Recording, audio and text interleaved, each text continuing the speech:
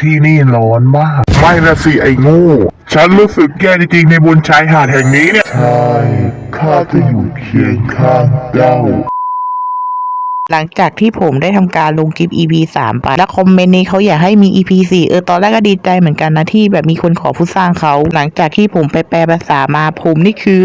สตันเลยเมื่อวานคือแบบโอ้ไม่ก็อะไรวะเนี่ยไปอ่ะใครก็ตามที่วาดภาพนี้ คุณควรใส่ตัวละคร OC ของฉัน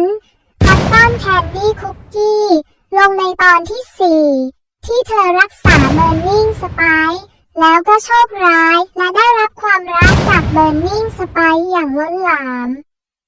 เพราะฉันเชียร์ให้คอตตอนแคนดี้คุกกี้กับเบอร์นิ่งสไปซ์คุกกี้เป็นคู่แต่งงานกัน เธอคนนี้อายุ 15 ปีเขาอยากให้ผมวาด OC ของเธอใช่ก็หมายความว่าแมงสาบแดงแกโดนอยู่ในคุกแน่นอน